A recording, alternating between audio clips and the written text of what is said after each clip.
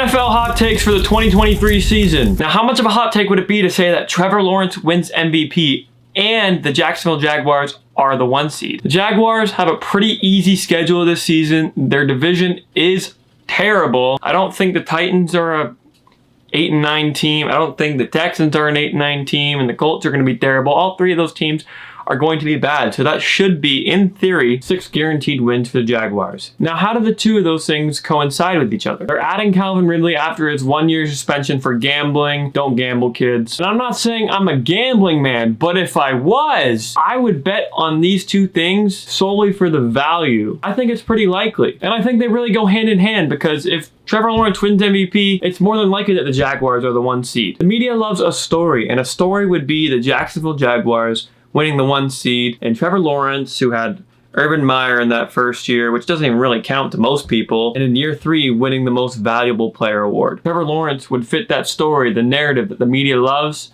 and if the Jaguars are winning, helps it even more. My second hot take is the Detroit Lions win the NFC. I'm not talking about being the 1 seed. I'm talking about the Lions are going to the Super Bowl. And you might think I'm crazy, which I kind of am. However, they barely missed the playoffs last year and they turned it on in the second half. Jared Goff is a guy you can win with. I do believe he's a top 12, maybe even top 10 quarterback in this league. Some might have questioned their draft choices this season, but I think they're going to be quality starters right away in contention for Rookie of the Year awards. And I think with how weak the NFC is, compared to the AFC, the Lions have a great shot. If they can continue to get better and build off what they did last season, there's no doubt in my mind that they have a better shot in that conference to make it. If all goes well for this team, there's no doubt in my mind that the Lions can make the Super Bowl, hell, even win it. They're a good team. My third hot take, and this one might be a little unpopular with my subscribers, because you know I am a Bills fan, I have the Jets winning the AFC East. And that's not to say Buffalo doesn't make the playoffs. Buffalo is still a playoff team. But the Jets getting Aaron Rodgers, who did have a down year last season, granted Packers aren't that great, but getting a great wide receiver 1 in Garrett Wilson,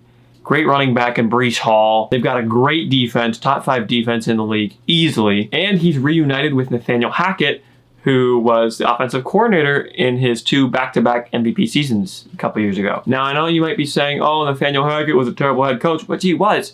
But that doesn't mean he's not a great offensive mind, and I believe he will bring back the Aaron Rodgers we saw a couple years ago. With the weapons New York has, they're going to be one of the best teams in the league. What they'll do in the playoffs, I don't know. Only time will tell. My fourth hot take is Lamar Jackson finally throws for a lot of yards. I got him throwing for 4,500 yards next season. You've got Odell Beckham Jr., Zay Flowers, who they just drafted, Rashad Bateman, Mark Andrews, the running backs that they can throw to in the running game. They've even got a new offensive coordinator who's going to help Lamar take his game to the next level. But this isn't the run-first offense anymore with Lamar. This is a pass-first offense with a pass-first offensive coordinator. It really is a passing league these days, and the Ravens are finally catching up to that. Let's see what he can do. Now, this might be the most bold take I have on my list, but I have Micah Parsons breaking the sack record. You saw TJ Watt tie it a couple years ago. He should have broke it, but we all know it's okay. You might think, oh, let's just break it by half a sack. He'll get 23 sacks, whatever. No, he's going to crush it. He's going to have 25 sacks next season. He's going to go off. You might have seen this offseason. He's making the full-time switch to defensive end, played a little linebacker here and there. On top of that, he's bulking up. I predict a huge season for Micah Parsons. Do you agree? Sixth take I have is Russell Wilson. Not only bounces back, but receives his first MVP vote. That doesn't mean it has to be a first place vote or a second place vote, a fifth place vote. He's never had an MVP vote whatsoever. With Russ's time in Seattle, we know he starts off hot, he's the MVP favorite, and then you just to the ground. With Sean Payton in the mix, someone's bound to give him just something, a fish on a stick, whatever you want to call it. I don't know. And yes, a fifth place vote counts. He will get it. Broncos will make the playoffs, and maybe they make some noise. Now, this might be the most unpopular take with NFL fans, but I think after this season, the Chicago Bears will move on from Justin Fields. We all know he can run. He can run very well. He's the best running quarterback in the league, even better than Lamar Jackson, but he can't throw the ball. We haven't seen anything with his arm. By year 3, you should really know what this guy is, and I don't think they're going to see enough to keep him around. I want him to succeed. You know, I don't want to just prey on the guy's downfall. Yes, he's got a highlight here and there. He's got a really strong arm, but when it comes to seeing the game, getting past the first read, takes too many sacks. His O-line's not even terrible. He just takes the sacks. I don't know how to explain that. I think he will improve very slightly, but not enough for Chicago to pass on a guy like Drake May or Caleb Williams, which I believe they will be selecting up there because I don't think they're a very good team. Now, if Justin Fields becomes an MVP candidate or even earns his 5th-year option and doesn't get released, I'll eat my words. I have no problem doing that. I want to see a guy like him succeed. That running ability combined with a strong arm, it's like Lamar Jackson and Josh Allen had a child and you get Justin Fields. The league needs more players like Justin Fields. He just has to be able to be one of those guys. My 8th hot take for this season involves Patrick Mahomes, and I think he won't be top 5 in any of the major passing categories. That's pretty bold considering Patrick Mahomes is one of the best guys in the league. He is the best. So let me get that straight. Patrick Mahomes is the best quarterback in the league, hands down. I won't be arguing it. Yes, Bills fans, Josh Allen's not better than Mahomes.